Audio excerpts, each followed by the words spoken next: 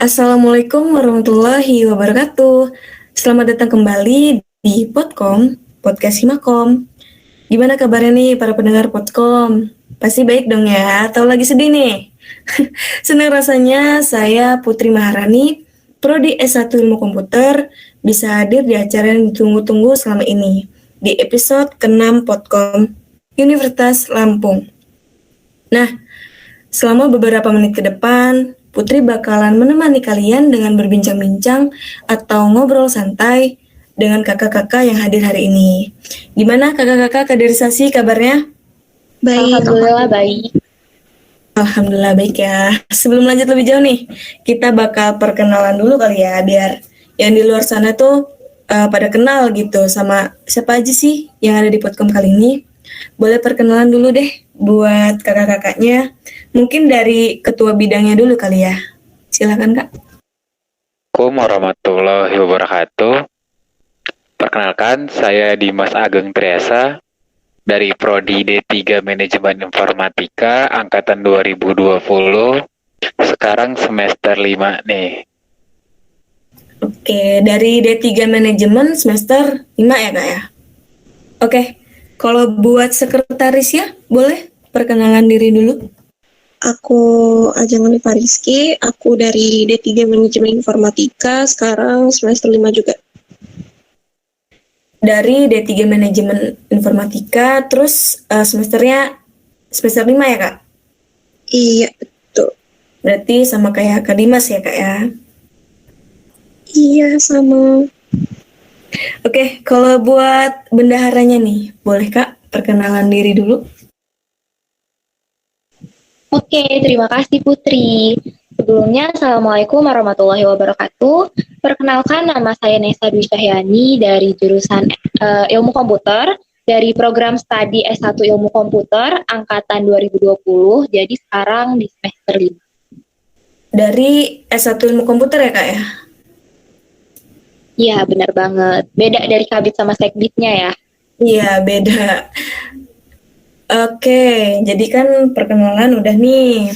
Sekarang tuh kita bakal ngomongin kaderisasi. Nah, kaderisasi itu menurut kakak sekalian tuh apa sih Kak? Mungkin kalau dari Kak Dimas dulu deh. Aku mau tahu dari Kak Dimas ya. Oke, jadi langsung ke kaderisasi nih ya. Iya Kak. Kalau dari kaderisasi itu sendiri itu mungkin kita bedain dulu deh. Kalau kader itu kita sebut aja orangnya, kaderisasi itu wadahnya. Jadi kaderisasi itu bidang yang bergerak untuk mempersiapkan generasi penerus suatu organisasi. Kalau di kita itu yang akan meneruskan organisasi Himakom. Selain itu, proses pembentukan karakter-karakter yang ada di organisasi tersebut, sehingga terus kayak tercipta kader-kader yang terampil, terus berwawasan luas serta mampu menciptakan tujuan organisasi Himakom itu tersendiri. Terus dari calon-calon yang kita bina, kita jaga, kita kasih pelatihan-pelatihan itu, ketika mereka udah siap itu bisa tuh untuk melanjutkan tongkat-tongkat estafet perjuangan yang udah dari sebelum-sebelumnya. Sedangkan di kaderisasinya itu wadahnya yang naungin si calon-calon yang akan meneruskan organisasi tersebut. Oke, jadi tuh kader itu orangnya gitu ya Kak ya? Betul sekali. Oke, kalau tujuan dari kaderisasinya itu sendiri tuh apa Kak? Boleh Kak Dimas? Oke. Tadi kan sempat disinggung soal kayak melanjutkan tongkat estafet tuh. Nah, dari tujuan pengkaderannya itu setelah mereka dibina, dijaga, terus dikasih pelatihan, terus memperdayakan terhadap anggota-anggota segala macam itu, tujuan akhirnya itu ya mereka yang akan melanjutkan pengurusan di sebelumnya. Jadi kayak melanjutkan estafet perjuangan organisasinya itu. Oh gitu. Jadi tujuan kaderisasinya itu untuk melanjutkan estafet perjuangan organisasinya ya Kak ya. Oke, iya betul banget. Oke. Nah, kemarin tuh kan udah dilaksanakan printer kan Kak. Bener ya Kak ya? Printer itu kan salah satu Iya, program benar banget. dari kaderisasi ya kan Kak? Iya, iya, benar. Oke. Eh, terus gunanya printer itu apa sih Kak kalau boleh tahu? Tujuan printer. Boleh deh Kak Ajeng. Oke. Jadinya tujuannya printer itu untuk mengenalkan lingkungan kampus ke mahasiswa baru. Terus untuk lebih maba ini memperkenalkan maba ini ke dunia kampus itu gimana gitu. Terus tentang budaya-budaya di kampus itu kayak mana. Jadi pendekatan ke kampus aja. Oke, jadi biar maba tuh tahu gitu ya Kak, kampusnya tuh gimana, pengenalan-pengenalan kampusnya gitu ya Kak ya. Iya, Oke, Kakak sekalian tuh kan pasti pernah ikut printer ya Kak ya dulu waktu jadi maba. Nah, perbedaan printer waktu Kakak jadi maba sama printer tahun ini tuh seperti apa Kak kalau boleh tahu? Kalau boleh tahu, Kanesa? Oke, aku mau jawab ya untuk perbedaan antara printer tahun kami sama tahun sekarang. Kalau tahun kami dulu kan itu full dilaksanainnya online, sedangkan tahun sekarang itu dilaksanainnya full offline. Jadi kalau dibilang perbedaannya ya pasti banyak banget sih perbedaannya. Mulai dari sistem acaranya, terus games-gamesnya, terus feel dari printernya itu sendiri.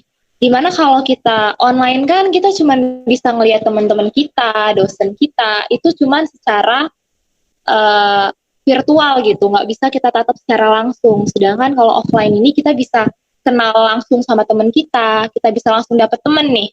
Terus kita bisa ngelihat gedungnya secara langsung, bisa ngelihat kakak-kakak panitianya secara langsung, dan lain sebagainya gitu. Jadi kalau ditanya perbedaannya apa ya pasti banyak banget sih bedanya. Oke, jadi seruan ke offline ya Kak ya, daripada yang online ya kan? Iya dong, jelas.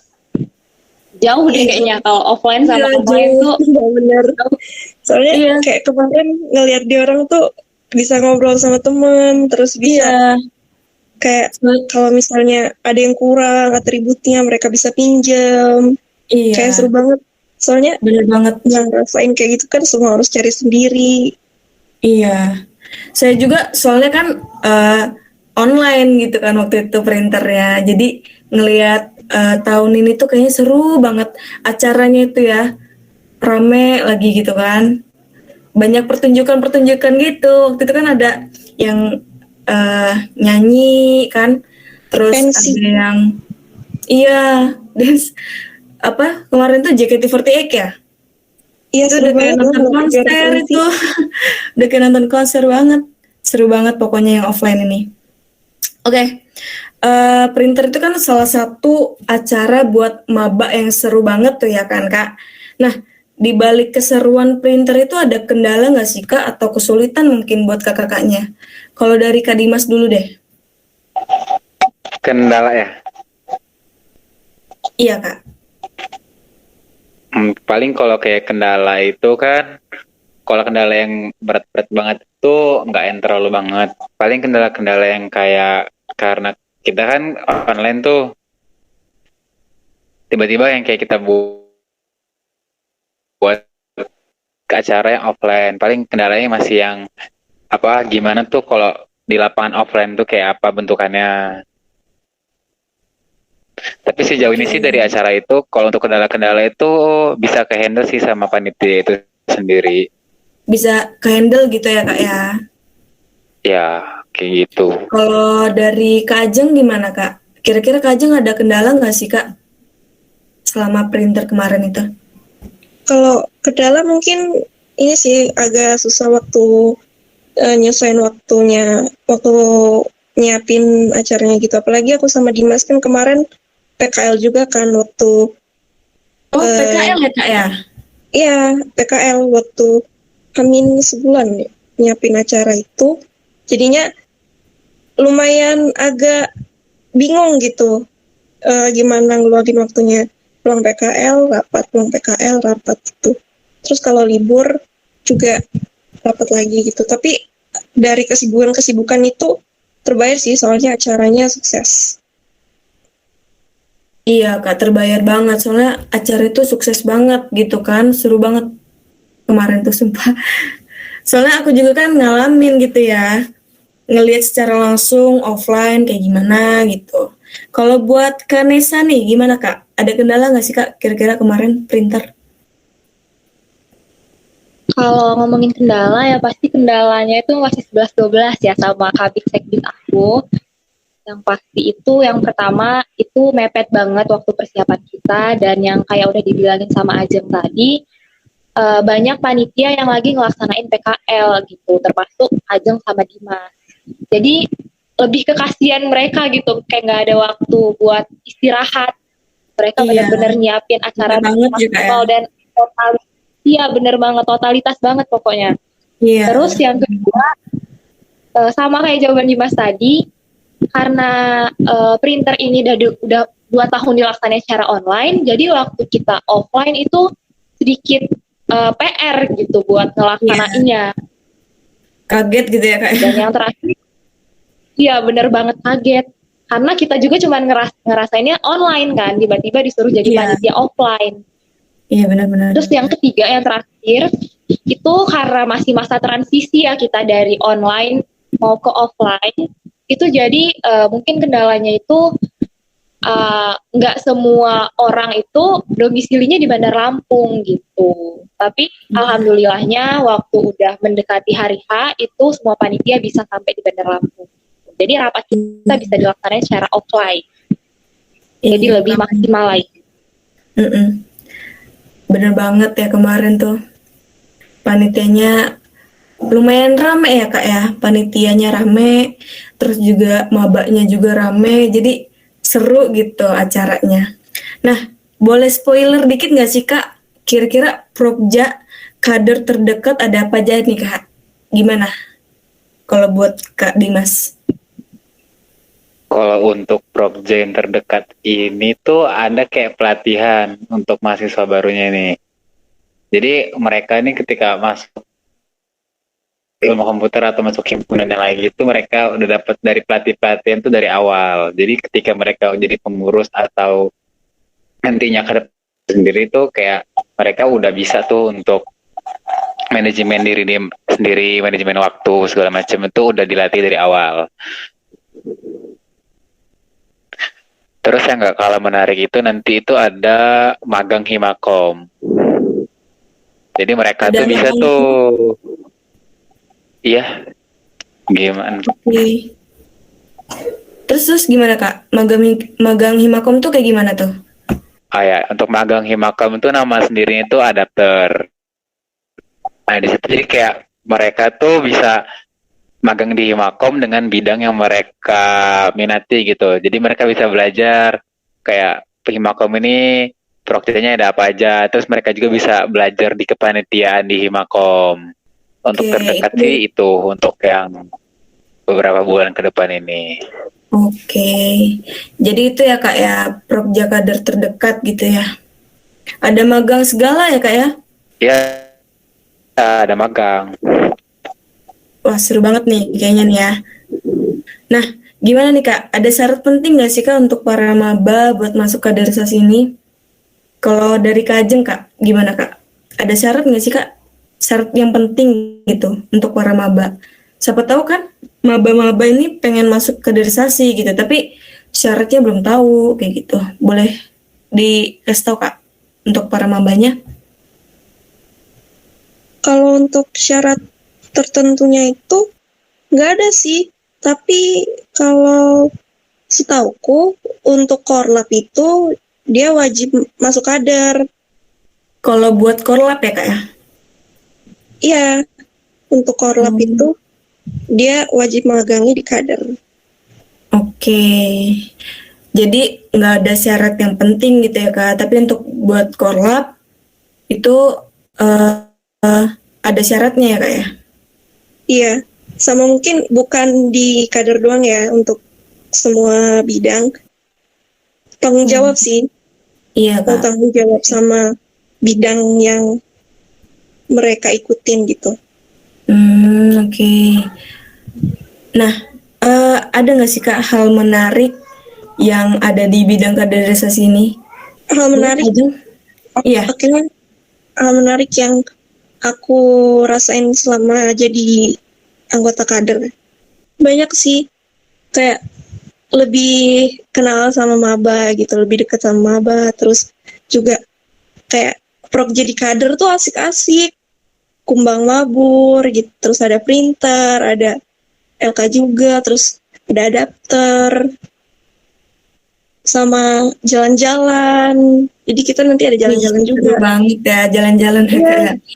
Iya, seru banget. Jadi kayak jalan-jalan satu bidang, seru banget deh pokoknya. Wih, seru banget deh kayaknya ya. Terus iya, kakak-kakak kadernya juga itu baik-baik, asik-asik gitu. Baik-baik ya Kak ya, Iya, asik-asik. baik banget. Baik banget. Asik Iya, banget. bener banget sih Kak. Kader apa? Kakak-kakak yang di kader-kader ini baik-baik banget, asik-asik banget. Terus juga ngerangkul adik-adiknya gitu ya kan.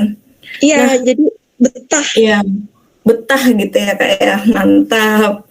Kalau buat Kak Kanisa nih, terakhir nih Kak, aku pengen tahu sih Kak, kesan dan pesannya nih Kak untuk para maba.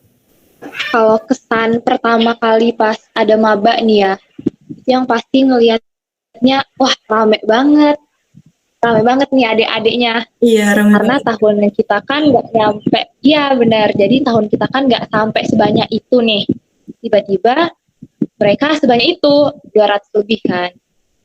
Terus itu alhamdulillahnya para maba-mabanya ini nih bener-bener yang kayak, contohnya waktu printer kemarin, mereka tuh bener-bener yang kayak ngehargain kita gitu loh, ngehargain acara yang kita buat. Terus ya pokoknya hal-hal yang positif gitu ditunjukin ke kita, alhamdulillahnya kayak gitu. Terus kalau pesannya eh, mungkin kalau dari aku pribadi ya, itu kita itu bisa belajar itu nggak cuma dari kuliah, nggak cuma dari kelas, tapi kita juga bisa belajar, bisa dapat suatu hal ataupun ilmu itu dari luar kelas, yaitu organisasi gitu. Jadi kalau bisa diimbangin antara organisasi ataupun kuliahnya, tapi tetap dengan tujuan utama kita yaitu kuliah gitu.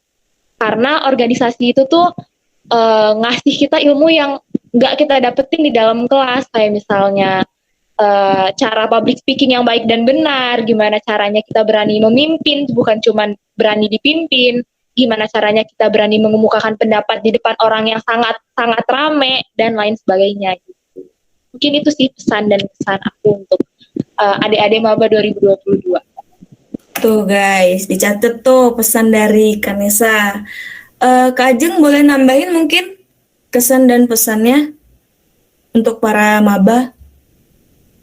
Oke, untuk kesan buat mabanya, yang aku lihat mereka ini sih solid satu angkatan, jadi kompak lah kalau bisa dibilang satu angkatan itu. Terus kalau untuk pesan mungkin sama kayak Kanesa ya, jadi kuliah itu penting gitu, tapi jangan terlalu terpatok sama kuliah gitu. Jadi ada ilmu yang bisa kita dapetin di organisasi yang nggak kita dapetin di perkuliahan kayak gitu. Oh gitu. Jadi organisasi itu lumayan penting ya Kak ya. Ya, penting. Biar nggak jadi kupu-kupu gitu ya. Oke, kalau Kak Dimas mungkin ada tambahan kesan dan pesannya gitu. Dikit aja paling kesan awal tuh ngeliat mereka di printer itu kayak udah solid gitu. Kelihatan banget tuh kekompakan mereka tuh dari awal kumbang mabor, dari buat jargon mereka udah sekompak itu. Terus ditambah printer. Terus di printer itu mereka PD-nya sih. untuk anak angkatan 2022 ini tingkat kepedeannya bisa diacungin jempol. Iya. Karena untuk kayak pensi kemarin itu mereka bisa joget-joget, bisa Iya. Seru banget ya itu. kan, bisa stand up segala macam iya, kayak bener gitu. banget. Berani banget emang anak-anak dua-dua nih. Percaya diri gitu ya Kak ya. Ya, Iya. untuk Ngeliat dia orang joget aja, rasanya pengen ikut joget. Iya. Udah kayak konser kemarin tuh kan. karena Pakai kayak flash. euforianya udah seru gitu dari mereka Iya. ya. Iya. Pakai flash segala macam kan diangkat-angkat udah kayak konser. Oke, nah itu teman-teman perlu dicatat tuh ya pesan dari kakak kaderisasi ini. Oke, terima kasih untuk kakak kaderisasi yang sudah meluangkan waktunya untuk ngobrol santai di Podcom kali ini. Buat kalian yang kepo dengan Podcom episode yang lainnya, seperti biasa boleh banget nih untuk mampir ke channel YouTube ini. Sampai bertemu di Podcom episode selanjutnya. Saya Putri Maharani, have a nice day, bye-bye.